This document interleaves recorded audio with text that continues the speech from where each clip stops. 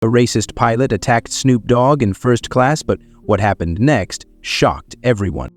The tension crackled like static electricity as the captain's voice called Snoop Dogg out mid-flight, accusing him of fabricated irregularities. In first-class luxury, surrounded by silence and stolen glances, the atmosphere shifted into a cruel display of prejudice. The rapper's calm dignity stood firm as accusations escalated, but when the plane veered off course, landing in an isolated jungle airstrip, everyone realized this wasn't just profiling. It was a sinister abuse of power. Snoop's resilience ignited a cascade of courage among passengers and ultimately sparked a fight for justice that shook the skies. But before we dive deeper into this gripping story, let me know where you're reading this from in the comments below. And if you enjoyed this, make sure to subscribe and hit the notification button so you never miss a story like this. The private jet gleamed under the late afternoon sun, its pristine white exterior reflecting golden rays across the tarmac. Calvin Broadus Jr., better known to the world as Snoop Dogg, paused at the bottom of the boarding stairs, taking a moment to appreciate the craft's sleek silhouette against the Los Angeles skyline. After months of grinding through tours, recording sessions, and business meetings, he was finally headed for a well-deserved break in the Maldives. A gentle breeze carried the scent of jet fuel and desert heat across the private terminal. Snoop adjusted his designer sunglasses, his tall frame relaxed in a casual but elegant ensemble of tailored black pants and a silk button-down that caught the wind. The past few weeks had been a whirlwind of performances and appearances, each day bleeding into the next in a blur of bright lights and thunderous crowds. But now, standing on the sun-warmed tarmac, he felt the first real breath of freedom he'd had in months. His pocket. "Welcome aboard, Mr. Broadus," the flight attendant greeted him at the top of the stairs, her professional smile warm and genuine. "I'm Sarah. We're so pleased to have you with us today." Snoop returned her smile with his characteristic easy charm. "Appreciate that, Sarah. Looking forward to kicking back for a minute." The interior of the jet was a haven of luxury, all cream leather and polished wood accents. Ambient lighting cast a warm glow across the cabin, and the soft hum of the auxiliary power unit created a cocoon of peaceful white noise. A handful of other passengers were already settled in their seats, a mix of business executives and wealthy travelers, each absorbed in their own world of laptops and tablets. Sarah led him to his seat, a plush leather chair that seemed to embrace him as he sank into it. "Can I get you something to drink before takeoff, Mr. Broadus?" "That's kind of you. Just water for now. Staying hydrated, you know what I'm saying." Snoop pulled out his phone, scrolling through a few last messages before flight mode would claim it for the next several hours. As Sarah moved away to fetch his water, Snoop took in the quiet efficiency of the pre-flight routine around him. Flight attendants moved through their safety checks with practiced grace, and the soft murmur of conversation barely disturbed the cabin's tranquil atmosphere. This was exactly what he needed, a chance to decompress, to let the constant demands of his public life fall away for a few precious hours. "Here's your water, Mr. Broadus," Sarah returned, placing a crystal glass of ice water on his armrest. "Just let us know if you need anything else. We should be taking off in about 20 minutes. "Y'all are making this too easy," Snoop smiled, genuinely appreciating the understated service. "Thank you, Sarah." As the flight attendants completed their preparations, Snoop pulled out his tablet and opened his playlist. The familiar rhythm of his own curated beats filled his headphones, and he closed his eyes, letting his thoughts drift to the family waiting for him back home. Success had brought them everything they could want materially, but time, real, uninterrupted time together, that was the true luxury. His wife had been understanding about the relentless schedule, but he could hear the longing in her voice during their brief phone calls. The thought of his upcoming break brought a smile to his face. 2 weeks of nothing but crystal clear waters, white sand beaches, and quality time with loved ones. No performances, no meetings, no cameras. Just peace. The gentle vibration of the engines spooling up sent a familiar tremor through the cabin, and Snoop settled deeper into his seat, ready for the journey ahead. Little did he know this flight would test him in ways he never expected, challenging not just his patience but his very dignity. The peace of this moment was merely the calm before a storm that would force him to confront an ugliness he thought he'd left behind, and in doing so, become part of a larger fight for justice that would echo far beyond the confines of this luxury aircraft. The first hint of trouble came an hour into the flight. Captain James Wallace emerged from the cockpit, his presence immediately commanding attention in the cabin. He was tall and broad-shouldered, with close-cropped gray hair and the rigid posture of someone who'd spent decades in positions of authority. His captain's uniform was immaculate, every button polished, every crease sharp enough to cut, but there was something in his steel moon eyes that seemed at odds with his professional appearance, a hardness that went beyond mere discipline. Wallace moved through the cabin with measured steps, stopping occasionally to exchange pleasantries with passengers. His smile never quite reached his eyes, which kept darting back to where Snoop sat, carrying an unspoken judgment that hung in the air like static before a storm.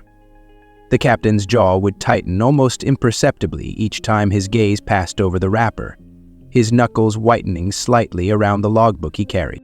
As Wallace approached Snoop's row, the ambient conversation in the cabin seemed to dim, as if the other passengers could sense the subtle shift in atmosphere. The captain paused, looking down at Snoop with an expression that might have appeared neutral to a casual observer, but carried an undercurrent of disdain that made Sarah, who was nearby serving drinks, pause in her tasks. "Enjoying the flight, sir?" Wallace's voice was clipped, professional, yet somehow managed to make the word "sir" sound like anything but a gesture of respect.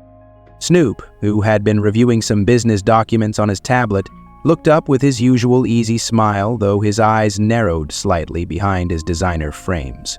"Always good to kick back at 35000 feet, Captain. Appreciate you and your crew."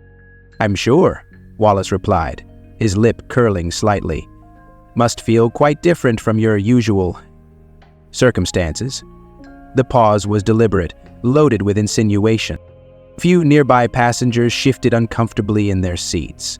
One executive in a charcoal suit suddenly became very interested in his laptop screen, while a woman across the aisle pretended to be deeply absorbed in her magazine. "My usual circumstances?" Snoop's voice remained level, but there was a new edge to it. "What exactly are you trying to say?" Wallace's smile tightened. "Nothing at all, just making conversation." He turned away abruptly, leaving an awkward silence in his wake. Snoop watched the captain's retreating back, a familiar weight settling in his stomach. He'd encountered that particular brand of prejudice before, the kind that hid behind positions of authority and carefully chosen words. In his younger days, such encounters might have provoked an immediate reaction, but years in the spotlight had taught him to recognize these moments for what they were, tests of character that said far more about the other person than about him.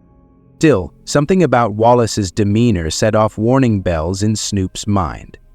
This wasn't just the usual subtle racism he'd learned to navigate throughout his career. There was something more deliberate in the captain's hostility, as if he were looking for an excuse, waiting for a reason to escalate. Snoop glanced out the window at the endless expanse of clouds below, suddenly very aware of how isolated they were up here, and how much power a captain held over his aircraft and everyone in it. An hour later, as the cabin had settled into the drowsy rhythm of long-distance flight, the intercom crackled to life. Captain Wallace's voice cut through the ambient hum of the engines, his tone carrying an edge that immediately drew everyone's attention. "Ladies and gentlemen, this is your captain speaking. We have a situation that requires attention. Mr. Brodus, please remain in your seat. I'll be speaking with you shortly about some documentation irregularities that have come to my attention. Flight attendants, prepare for possible security protocols." The announcement hung in the air like smoke, its implications spreading through the cabin in ripples of whispered conversations and sidelong glances. Snoop sat perfectly still, his expression carefully neutral, even as his mind raced through possibilities. Documentation irregularities? His team had handled all the travel arrangements with their usual thoroughness. This had to be something else, something more personal. He removed his headphones slowly, becoming acutely aware of the changed atmosphere around him. The businessman who had been sleeping in the seat ahead jerked awake, his head swiveling around as if trying to spot the threat. A couple across the aisle leaned together, speaking in hushed tones while throwing furtive glances in Snoop's direction. Sarah appeared at his elbow, her professional composure slightly cracked. "Mr. Broadus, can I get you anything while you wait?" Her voice was pitched low, almost apologetic, and her eyes darted nervously toward the cockpit. "I'm good," Snoop replied quietly, his casual tone masking the tension coursing through him. "But I'd appreciate knowing if this is standard procedure on your flights." The question wasn't really for Sarah. They both knew this was far from standard. The other passengers had abandoned any pretense of not paying attention. A woman in expensive jewelry clutched her handbag closer, while a young executive who had earlier seemed excited to be sharing a flight with Snoop now studied his laptop with determined focus, as if afraid eye contact might somehow implicate him in whatever was about to unfold. Each minute that passed seemed to wind the tension tighter. Snoop could feel the weight of unspoken assumptions and prejudices pressing in around him, familiar as an old scar. He'd spent decades building a legacy that transcended stereotypes, yet here he was, being publicly profiled at 3,5,000 feet. His fingers moved to his phone instinctively, but he stopped himself. Making calls or appearing agitated would only play into Wallace's hands.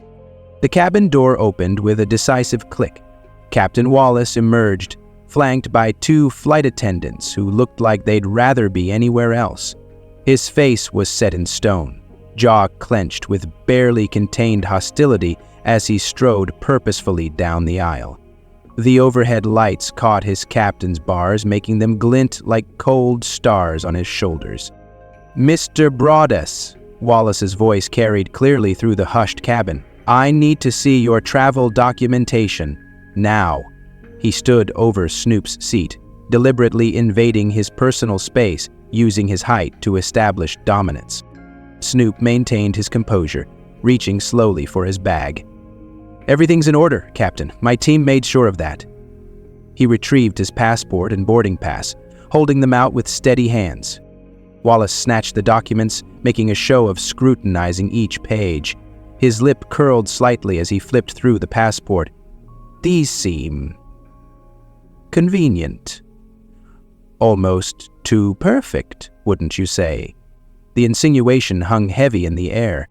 "What exactly are you implying?" Snoop's voice remained level, but there was steel beneath the calm.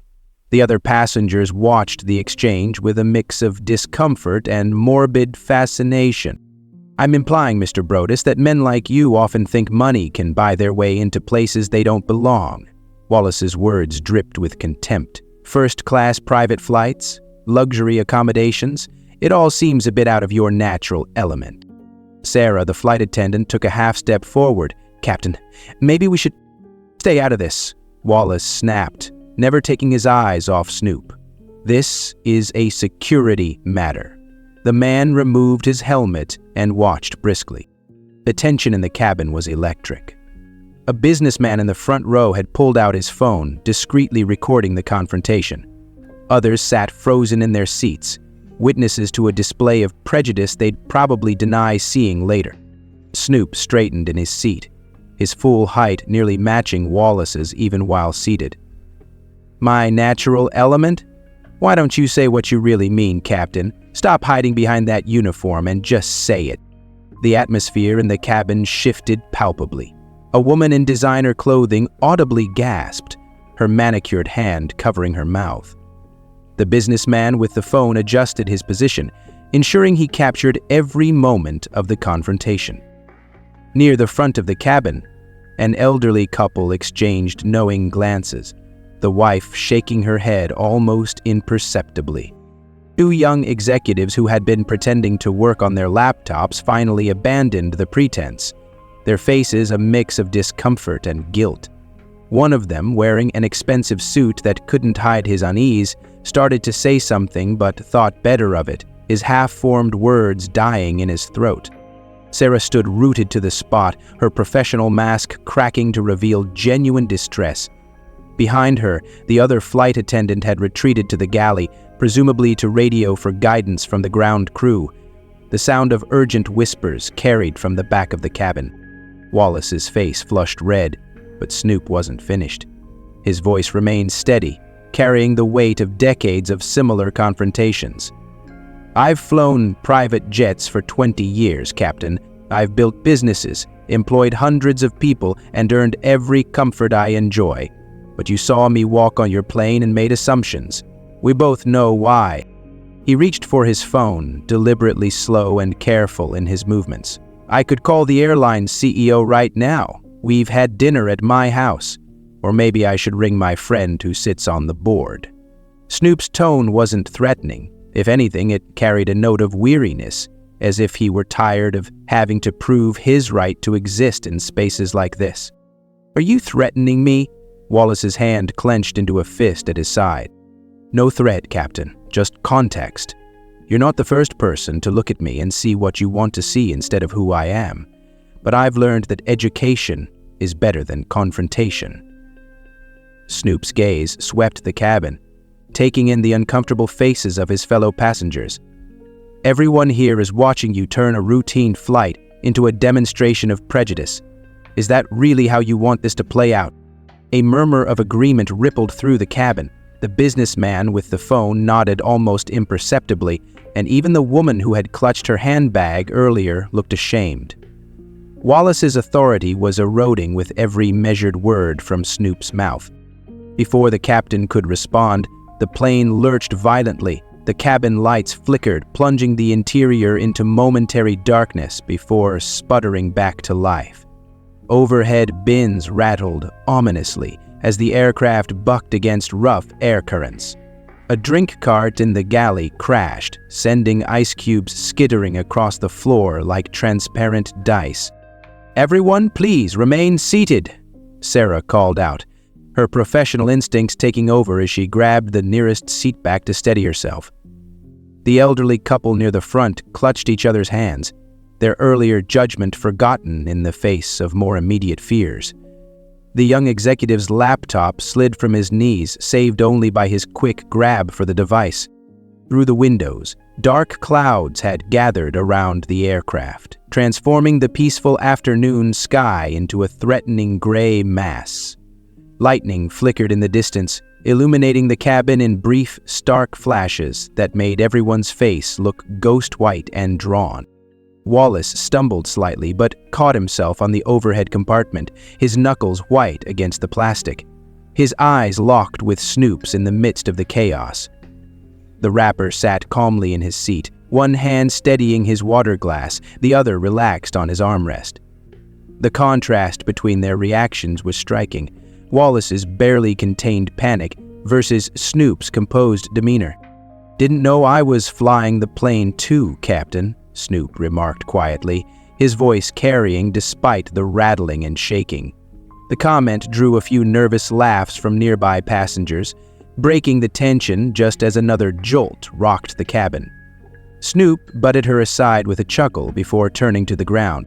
The turbulence gradually subsided, leaving behind a cabin that felt different than before.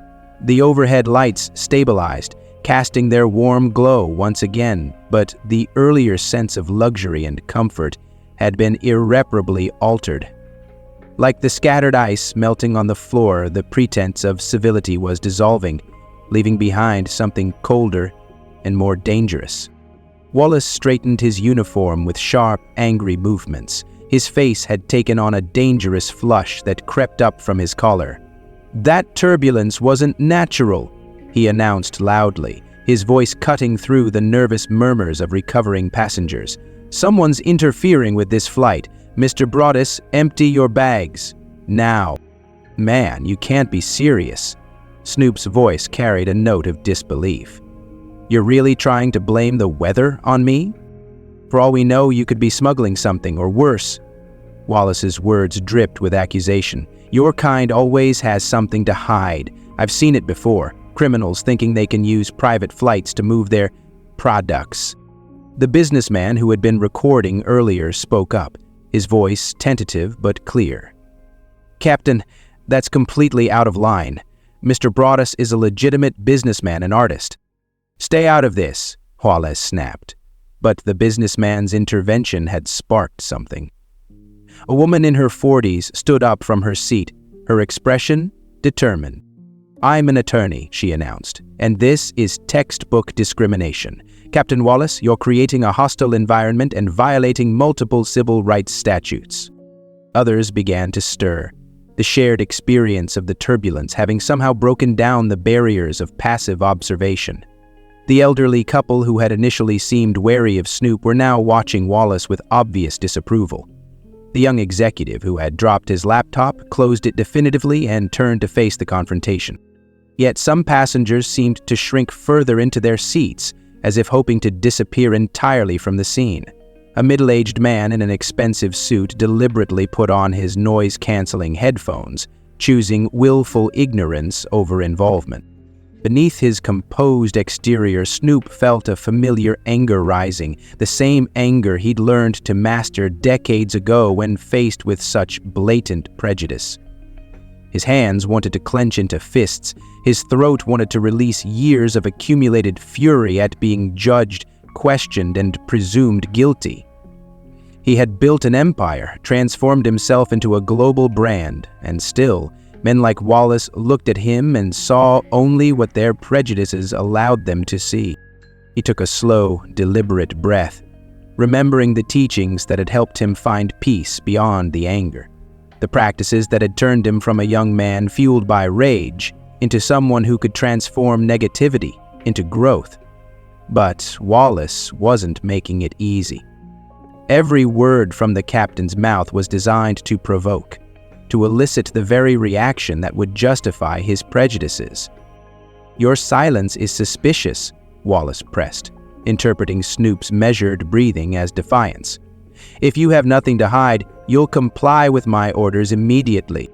Snoop felt the weight of every eye in the cabin. He had become, once again, a reluctant symbol in someone else's morality play. His response now would affect more than just this moment. It would ripple out into social media, into conversations about race and authority, into the endless discourse about who belongs in which spaces. The intercom crackled to life, cutting through the tension like a knife. Wallace's voice filled the cabin, carrying an edge of triumph that sent a chill through the passengers. "Ladies and gentlemen, this is your captain speaking. Due to security concerns and potential threats to the safety of this aircraft, we will be making an immediate emergency landing at the nearest suitable airfield. Please return to your seats and fasten your seatbelts." The plane began to bank sharply to the right, its nose tipping downward in a descent steep enough to make several passengers gasp. Through the windows, the endless expanse of blue sky gave way to a thick blanket of clouds, then emerged into a view of dense jungle stretching to the horizon. No cities, no airports, just an endless sea of green, broken only by what appeared to be a narrow strip of cleared land. The attorney who had spoken up earlier frantically tapped at her tablet.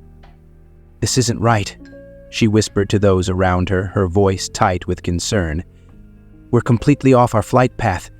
This isn't any recognized emergency landing strip I can find." Her words spread through the cabin in urgent whispers, amplifying the growing sense of unease. A young mother clutched her child closer, tears welling in her eyes as she looked out at the wilderness below. The businessman who had been recording earlier tried to send messages on his phone, but the signal had disappeared. Even the executive who had chosen to ignore the earlier confrontation now sat rigid in his seat, his noise-canceling headphones forgotten around his neck.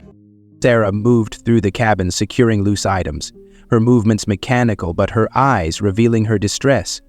When she passed Snoop's seat, she paused momentarily. "I'm so sorry," she mouthed silently, before continuing her preparations.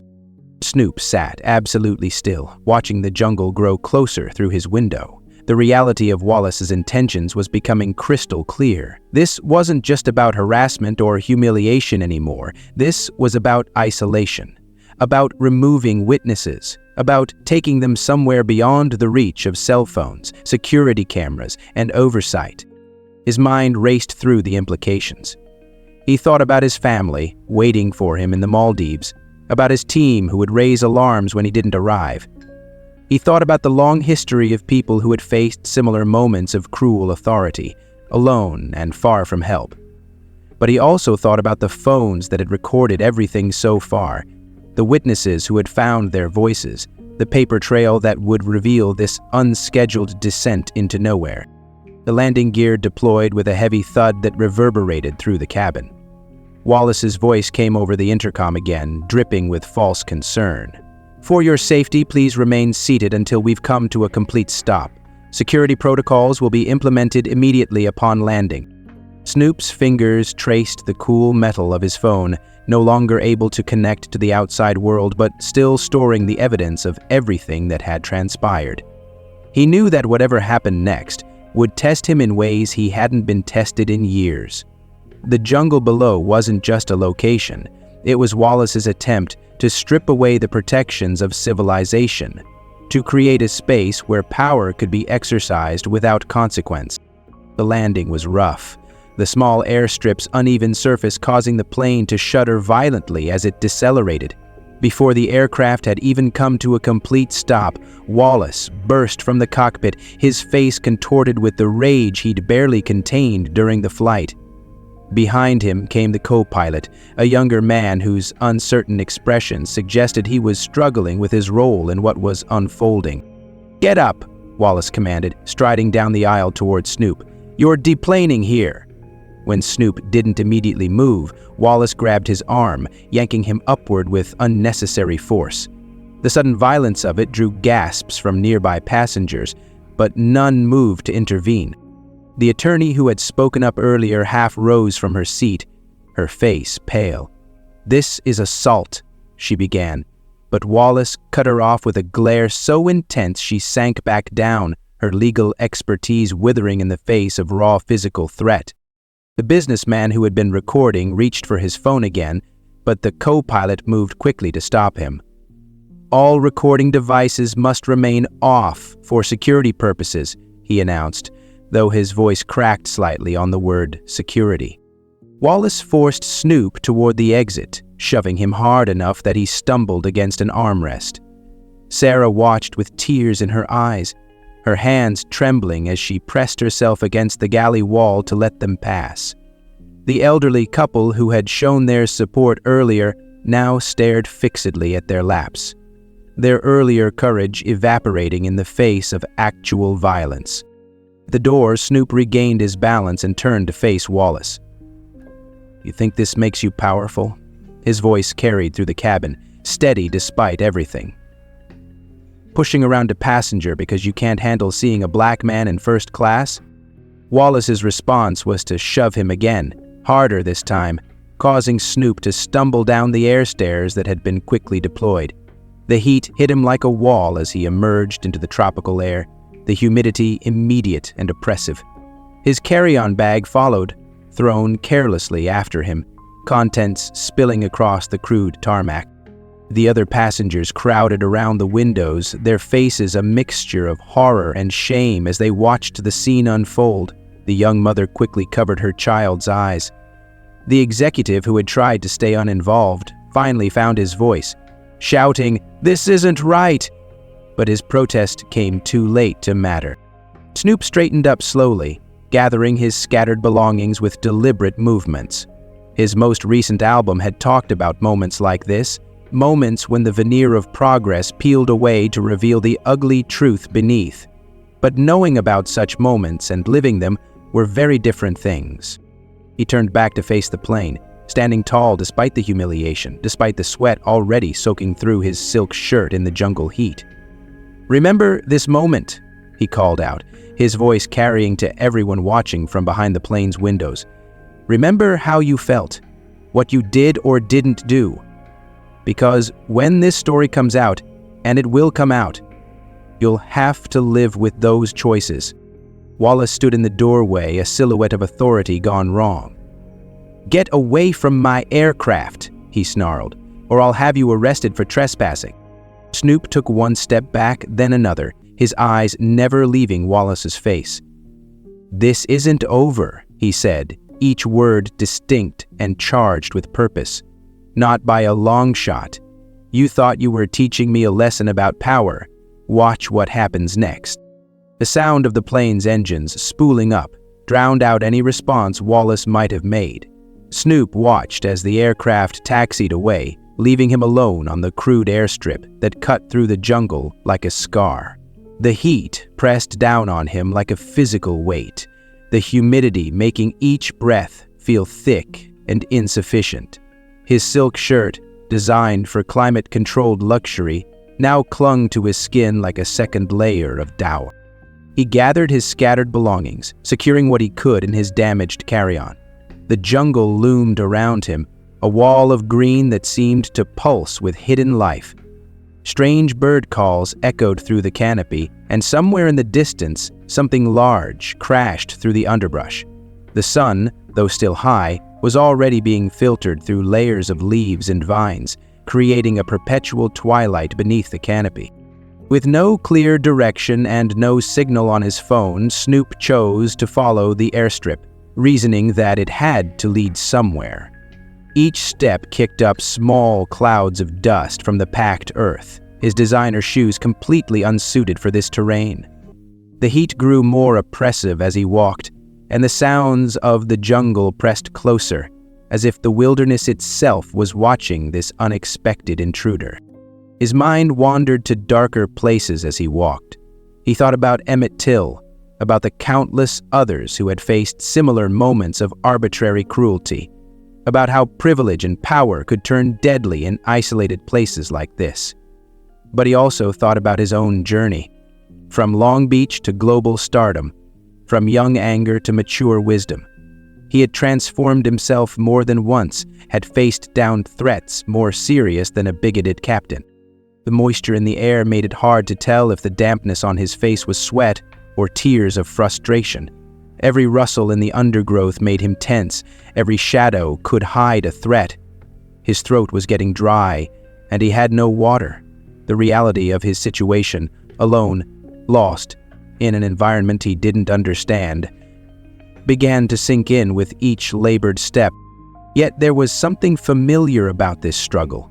It reminded him of earlier chapters in his life, of obstacles that had seemed insurmountable at the time. He had learned then that survival sometimes meant accepting the moment's humiliation while planning for tomorrow's victory. His fingers brushed against his phone again. Even without signal, it held the evidence of Wallace's actions. The truth would emerge, but first, he had to survive. Just as the despair threatened to overwhelm him, a different sound caught his attention. Human voices carried on the wind. Through a break in the foliage, he spotted what looked like smoke rising against the darkening sky.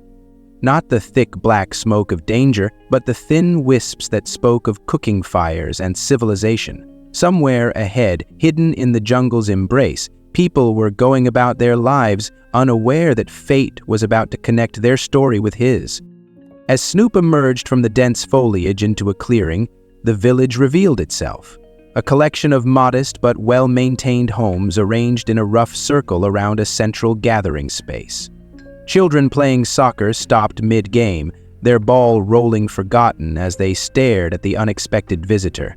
A group of women chatting near a communal kitchen area fell silent, their eyes widening in recognition. "Away," a young man exclaimed, lowering his phone where he'd been scrolling through social media. "That's Snoop Dogg. Yo, what the hell?" He rushed forward, then stopped short, taking in Snoop's disheveled appearance and obvious distress.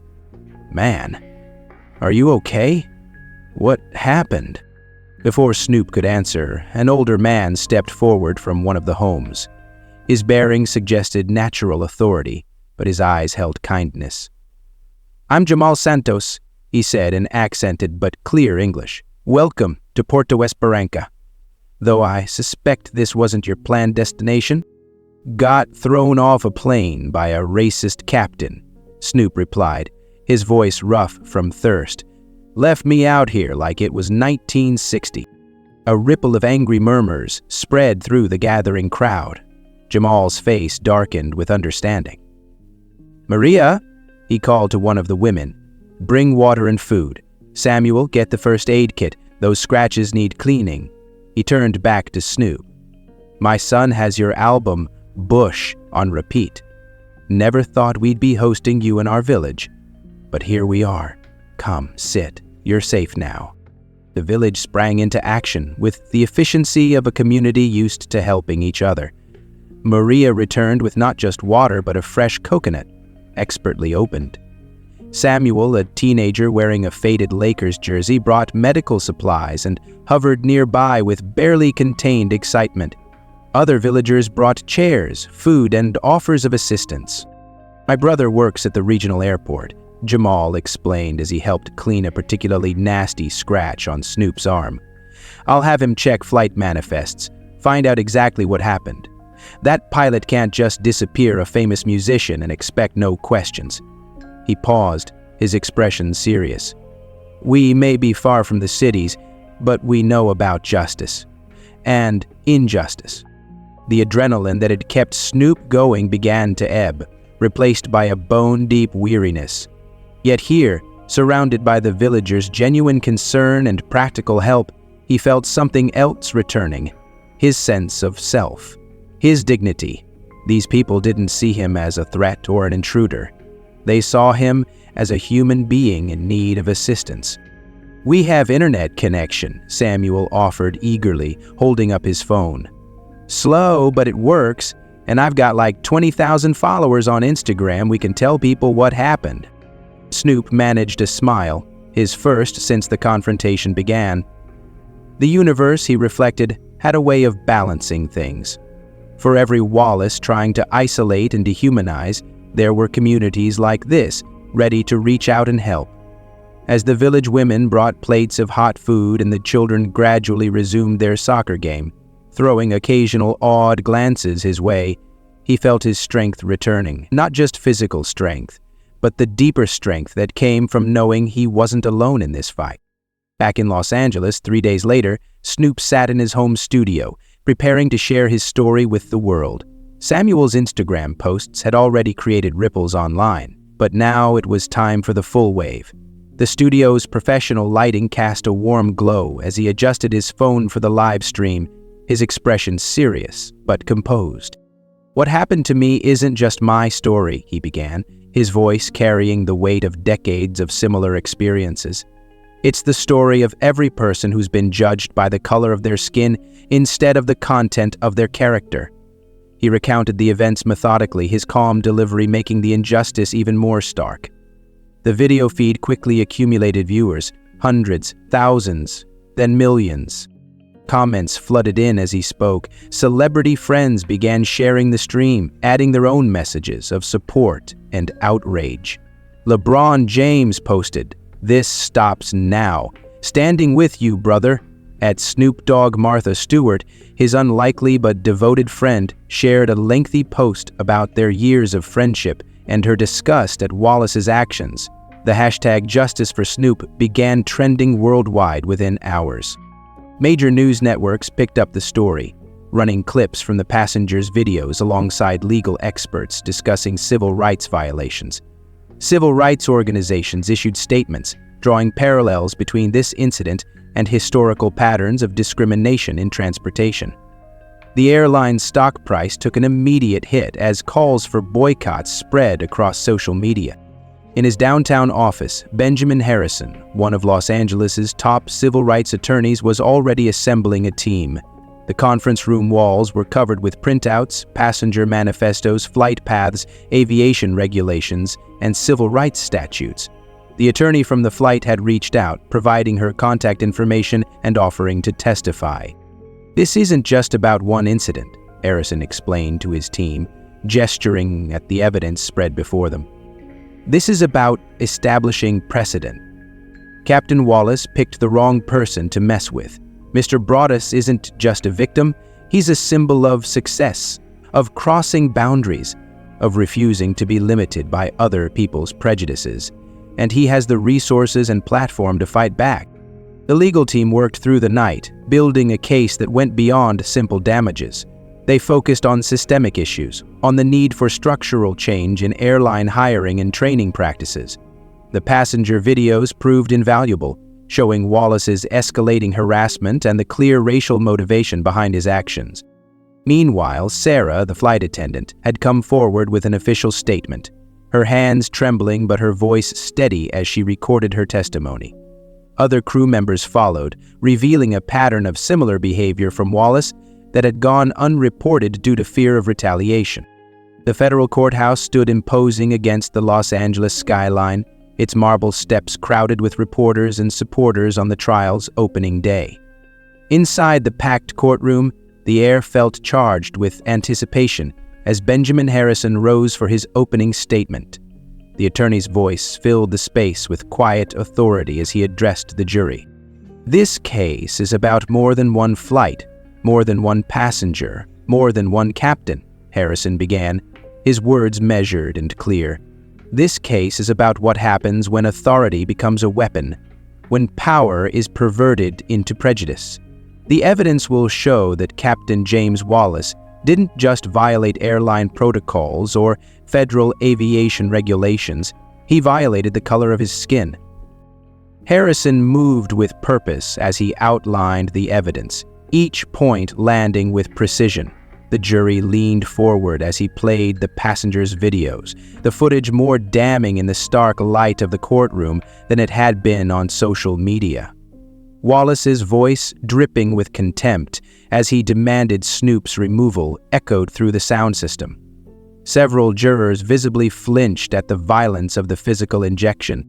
Wallace's attorney, a sharp-featured woman named Catherine Martinez, attempted to spin the events as a routine security procedure. My client was following established protocols for handling suspicious passengers, she argued, but her words rang hollow as Harrison produced Wallace's flight records, a pattern of similar incidents, all involving passengers of color, all previously buried under bureaucratic paperwork. The evidence mounted methodically, flight path data showing the deliberate deviation to the remote airstrip, weather reports proving there had been no meteorological reason for the landing, maintenance logs confirming the aircraft had been in perfect condition. With each document displayed on the courtroom's screens, Wallace seemed to shrink further into his chair, his former authority dissolving under the weight of his documented actions. But the most damaging evidence came from Wallace's own words. Harrison played the cockpit voice recordings, obtained through legal discovery.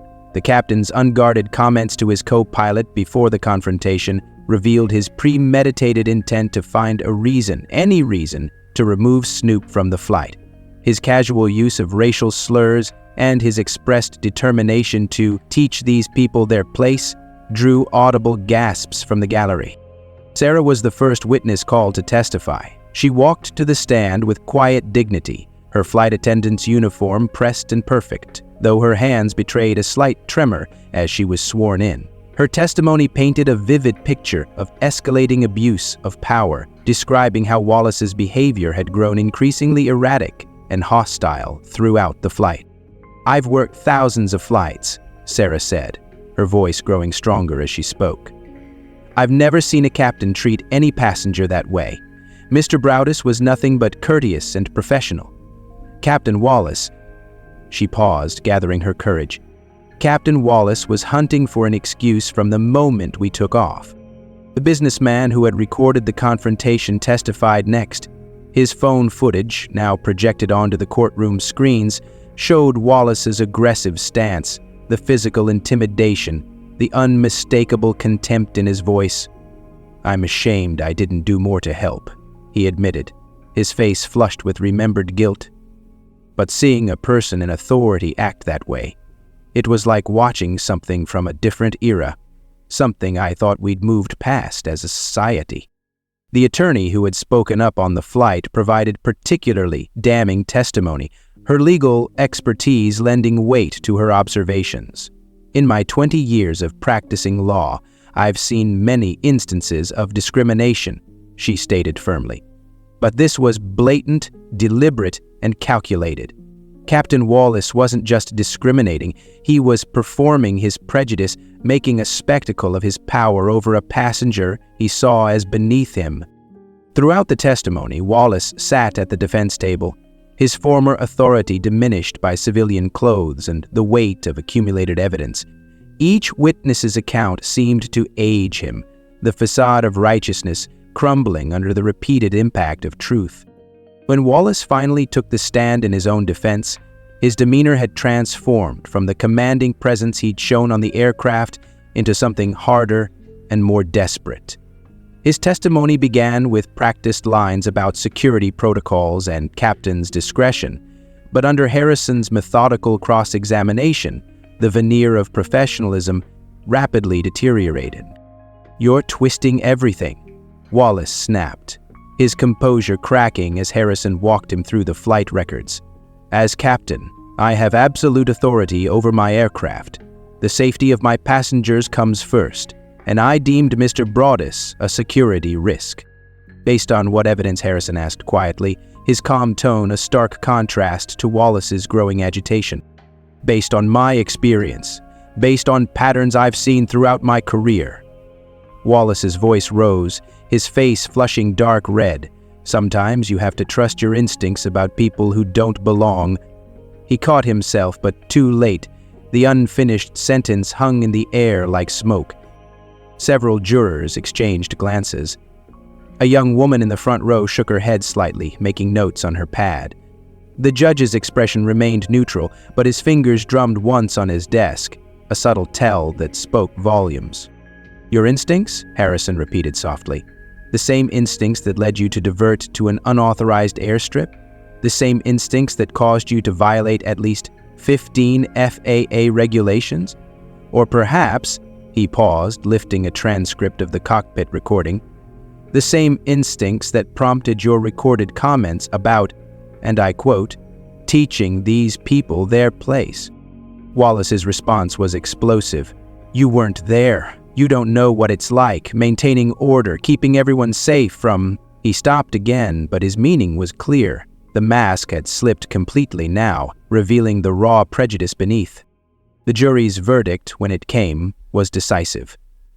As the forewoman read out the findings of discrimination, civil rights violations, and abuse of authority, Wallace seemed to physically diminish in his chair.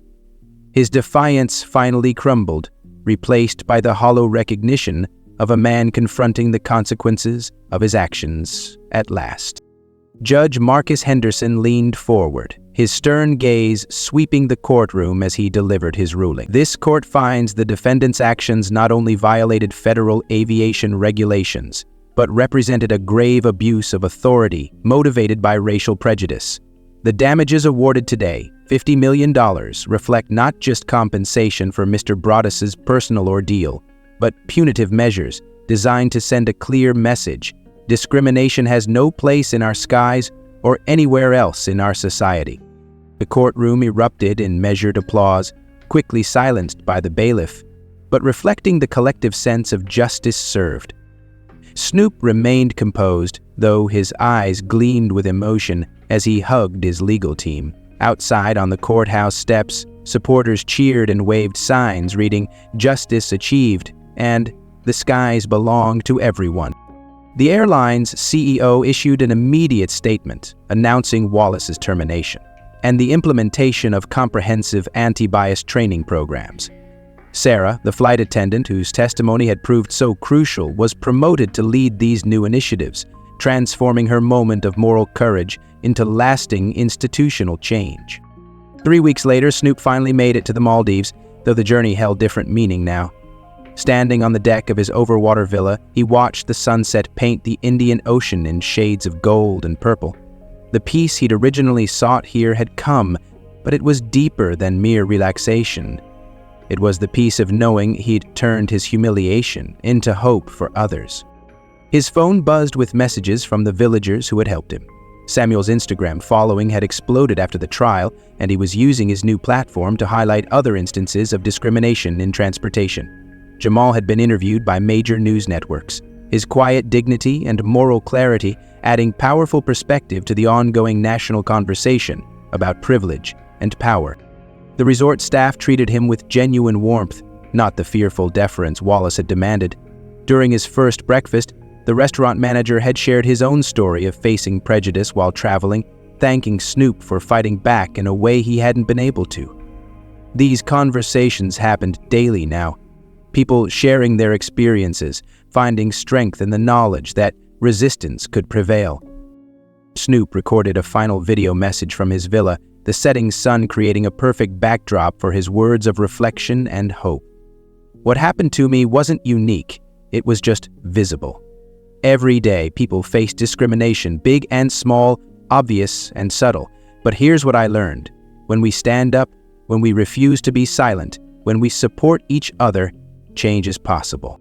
He paused, watching a pair of dolphins leap through the golden waters behind him. This victory isn't just mine. It belongs to Sarah, who chose conscience over comfort. To the villagers who showed me that humanity exists even in our darkest moments. To every person who's ever been told they don't belong somewhere because of how they look or who they are. This is your victory too. The video ended with a call to action that would be shared millions of times. We fought back and won, but this is just the beginning. The real question isn't what happened to me, it's what are we going to do next? How will you use your voice, your power, your presence to ensure justice for all? Because in the end, we're all passengers on this journey together, and everyone deserves to fly with dignity.